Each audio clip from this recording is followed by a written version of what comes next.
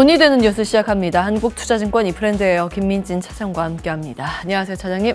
안녕하세요. 네, 시장 오늘 왜 이러는 걸까요? 네, 우선 2차전지 관련주들의 경고는 테슬라의 주가 하락과 함께 네. 간밤 그리고 오늘 아침에 일견 예고가 됐었던 부분이었던 것 같고요. 이러한 부분들에 따라 주도주군들이 흔들리는 가운데 장중 이제 정책적인 변화여서 그러니까 최근 한 하루 이틀 올라오긴 했지만은 사실 대외적인 요소로 봤을 때 불안 요소는 많았었거든요.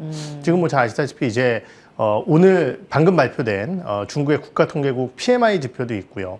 네. 일본이 이제 YCC에 변화를 가져온다라고 했을 때 과연 어떠한 영향이 있을 것이냐라는 우려도 있을 것 같고요. 네. 이러한 부분들과 함께 내일은 수출 데이터 발표 그리고 내일 밤 FOMC 회의가 또 드디어 이제 시작이 되고요. 이러한 부분들과 함께 또 주말에는 고용보고서 발표가 예정되어 있습니다. 사실은 시장의 변동성을 크게 만들어낼 수 있는 주요 지표들이 몰려 있는데 시장이 올라간다. 이것은 사실은 쉽지 않은 일이라고 볼 수 있겠거든요. 그러한 가운데 결국은 아까 말씀드렸던 2차전지주들의 하락이 수급의 악화를 만들어내면서 반도체 2차전지 주도주군들 위주로의 주가의 하락이 연출되고 있는 오늘 시장 흐름이 아닐까 이렇게 판단을 해봐야 될 것 같습니다. 예. 조금 전에 중국의 PMI 나왔기 때문에 간략하게 말씀을 드리면 10월 PMI 시장 예상 하회입니다. 제조업 PMI가 49.5로 예상 50.2를 하회했고 그 전달 수치도 50.2였는데 기준선인 50을 좀 밑돌고 있는 상황. 중국이 요즘 생각보다 경제 지표 괜찮은가 했었는데 다시 그 불안감이 고개를 들면서 시장을 좀 추가적으로 압박하고 있습니다. 자, 먼저 배터리의 약세가 코스닥 지수를 끌고 내려가고 있는 형국이기 때문에 먼저 배터리 보겠습니다. 파나소닉 배터리 이익 전망치를 낮춰 잡았습니다. 설비나 이런 쪽도 좀 보수적으로 가이던스 제시를 했더라고요. 그래서 아주 오랫동안 테슬라의 고객사였잖아요. 테슬라가 고객사였죠. 그래서 간밤 이 소식으로 인해서 테슬라도 한 5% 가까이 빠졌고 배터리 밸류체인 가운데 앨범R의 주가도 거의 비슷하게 급락을 했습니다. 그 흐름을 우리 시장 좀 몸으로 받아내고 있는 그런 모습인데 배터리에 대해서는 어떻게 보세요? 요즘 보면 이렇게 전기차 수요의 우려감을 건드는 멘트들이 하나둘씩 추가되고 있거든요. 네. 사실 이런 생각을 좀 해봤어요. 지금 이제 파나소닉이라는 기업은 방금 말씀 주셨듯이 미국 테슬라와 오랜 기간 동안 동행 관계를 보여온 기업입니다. 결국은 테슬라의 배터리에 가장 이제 중요한 비중을 담당하고 있기도 하고요. 그런데 이 파나소닉이라는 회사가 자국 내 생산을 크게 줄인다라는 언급을 했다라는 것은 결국은 세계 1등 전기차 기업인 테슬라마저 생산에 우려감을 겪는 거 아니냐. 이런 생각을 할 수 있는 내용일 것 같고요. 그렇다라고 한다면은 전기차 쪽에서 지금 어느 정도 코스트 대비 이익을 만들어내고 있는 테슬라와 비아디 정도를 제외하고서는 과연 전기차의 전략을 어떻게 가져올 것이냐에 대한 우려감들이 있을 것 같습니다. 특히 이제 최근 포드가 이런 얘기를 했죠. 실적 발표와 함께 지난 금요일 날 주가가 말 그대로 급락을 했는데요. 우리 전기차 한 대 만드는 것마다 35,000달러 정도였던 걸로 제가 기억을 하는데요. 손실이 발생되고 있다라고 얘기를 했어요.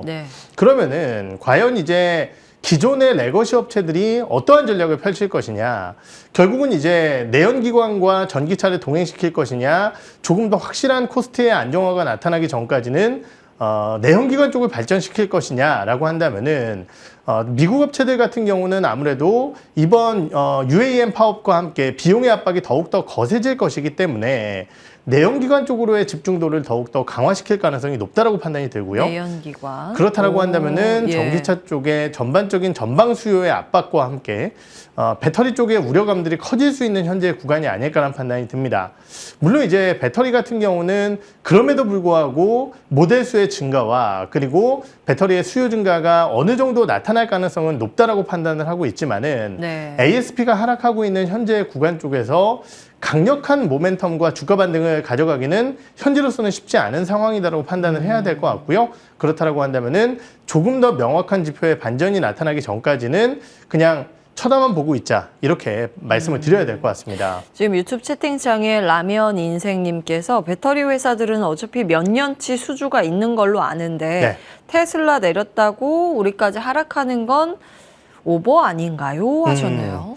몇 년치 수주라는 것이 이제 아까 말씀드렸던 작년도, 재작년도 OEM 예. 업체들이 전기차의 전략과 함께 사실은 우리 이렇게 투자할 거니까 미리 수주를 하자라고 보시면 될 것 같아요. 약속 이런 그렇죠. 건가요? 그런데 이제 예. 그 계약 관계라는 것 자체가 100% 물량을 모두 다 하겠다 이러한 부분들보다는 예. 최소 물량 계약이라는 게 이제 기업들마다 좀 다르거든요.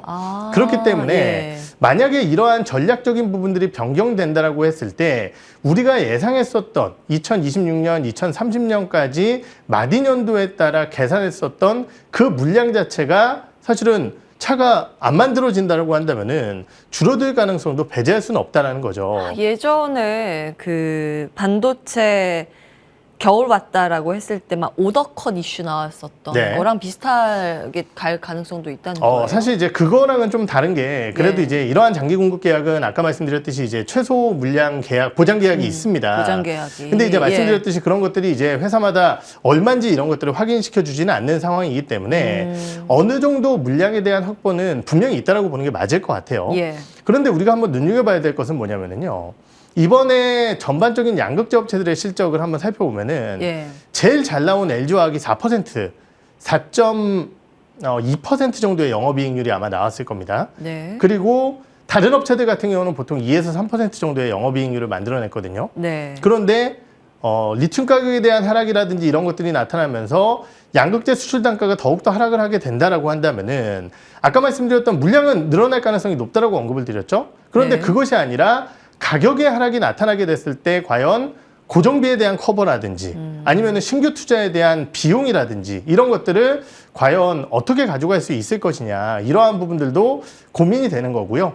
지금 이제 배터리주들의 주가 하락은 이러한 펀더멘탈적인 요소도 분명히 있겠지만은 시장의 주가 흐름을 봤을 때 사실은 몇몇 개 기업들 같은 경우는 뭐 PER 기준으로 거의 150배까지 이렇게 올라왔었는데 예. 그러한 부분들의 밸류에이션이 낮아지는 정상화 과정을 겪고 있다고 보는 게 맞을 것 같아요. 그렇기 때문에 뭐 이것이 물량에 대한 엄청난 축소 그리고 전기차 전략의 변화에 물량이 줄어든다 이러한 개념이 아니라 예. 눈높이 대비해서 좀 낮아질 수 있다 이렇게 해석을 하는 것이 맞을 것 같습니다. 예. 제가 이제 반도체에 대해서도 질문을 드렸는데 다르죠. 반도체는 성장을 하다가 역성장을 했던 거고 전기차는 성장 국면입니다만 그렇죠. 성장의 기울기가 좀 둔화될 것이라는 그런 우려감이 자리하고 있습니다.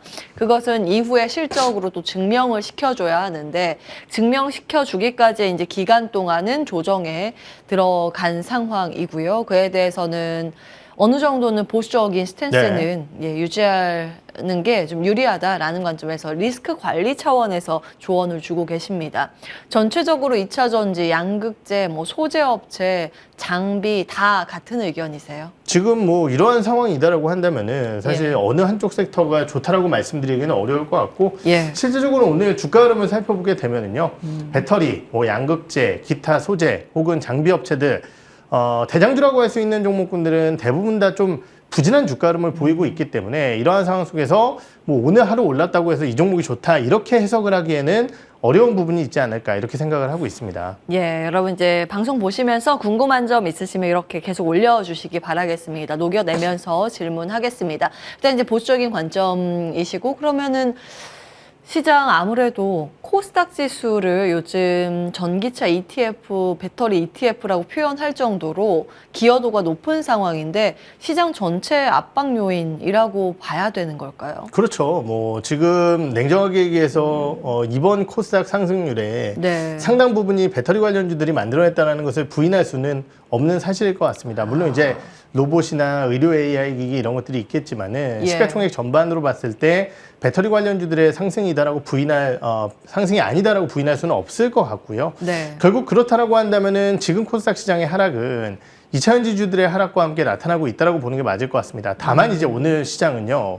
지금 2차 전지 관련주들이 아침에는 그러한 뉴스 소식 때문에 급락을 했었다가 네. 지금 낙폭을 좀 줄여가고 있거든요. 뭐 워낙 최근에 주가가 안 좋기도 했었고요. 네. 그런데 오히려 다른 종목군들이 많이 빠지고 있습니다. 네. 그렇다고 한다면은 결국은 시장 전반에 아까 말씀드렸던 여러 가지 대외 변수에 따른 우려감은 유효한 상황 속에서 결국은 시장 전반에 리스크 관리에 신경을 쓰셔야 되는 구간이 아닐까 이렇게 판단을 하고 있습니다. 뭐 코스피 코스닥 할 게 없이 전체 시장 분위기 자체가 리스크 관리에 들어가는 그런 국면이라고 보셨습니다. 한번 다음 보겠습니다. 자, 다음 자료, 다음 이슈로 넘어가겠습니다. 자, 화장품 이야기를 좀 해볼까요? 전체 시장 분위기가 좋지 않은데 오늘 굉장히 특이하게도 실적 쇼크를 낸 화장품 프리미엄급이 올라가고 있습니다. 아모레 퍼시픽과 아모레 G. 실적 쇼크였잖아요, 사실은. 네. 그런데 이제 급등을 하면서 화장품 기업들을 끌고 올라가는 양상. 이것 때문일까요? 줄줄이 오르는 화장품 가격, 기존 가격 대비했을 때 빨간 라인 인상을 대부분 하고 있는 상황입니다. 이제 설화수면은 아마 알고 계실 텐데 굉장히 비싼 고가 라인이에요. 네. 예, 프리미엄급이고. 다음 보겠습니다. 일본에서 K-뷰티의 인기가 높아지고 있죠. 중국 제품을 아마 앞질렀던 것으로 기억을 하고 있는데 어떻게 보세요? 네, 이 요인 때문에 주가 올라간다 저는 그렇게 생각을 하지는 않습니다. 일반적으로 제품 가격의 상승 인상 요인이라는 것은 뭐 당연히 기업 실적 P와 Q, C라는 측면에서 봤을 때 좋은 요인이겠죠. 그런데 그것이 이제 진정으로 좋아지기 위해서는 몇 가지 이슈가 필요합니다. 네. 우선 C의 상승이 P의 상승보다 적어야 된다는 거겠죠. 비용 대비해서 단가의 상승이 더 커야지 기업들은 실적을 만들어낼 수 있다라고 이해를 할 수 있을 것 같고요. 네. 두 번째는 결국은 제품가 인상에 따른 수요의 저항성 자체가 적어야 됩니다. 네. 이것은 이제 우리가 뭐 경제학적으로는 수요의 비탄력적이다 이렇게 얘기를 하게 되는데요. 네. 가격이 수요의 비탄력적인 대표적인 제품군들은요. 필수 소비재예요. 여기서 얘기하는 필수 소비재는 그렇죠. 음식료 이런 것들입니다. 예, 뭐 힘들다고 안 먹을 수는 없으니까. 맞습니다. 라면 가격 100원 올린다고 뭐 안 먹는 거 아니거든요. 먹어야 되는 것은 어쩔 수 없이 쓴다라는 건데요. 대체재가 많거나 이런 기업들 같은 경우는 제품가 올리는 게 오히려 독이 될 수도 있어요. 지금 얘기하는 이 화장품주들은 사실은 대체재들이 냉정하게 얘기해서 어마어마하게 많습니다. 네. 물론 나는 프리미엄급 뭐 아까 얘기했던 설화수나 이런 것만 써 이러시는 분들이 어마어마하게 많으시다라고 한다면 모르겠지만은 그런 분들이 많다라고 한다면은 지금 주가는 이렇게 되지 않았을 거라고 저는 생각을 합니다. 브랜드 고객 충성도. 그렇죠. 말씀.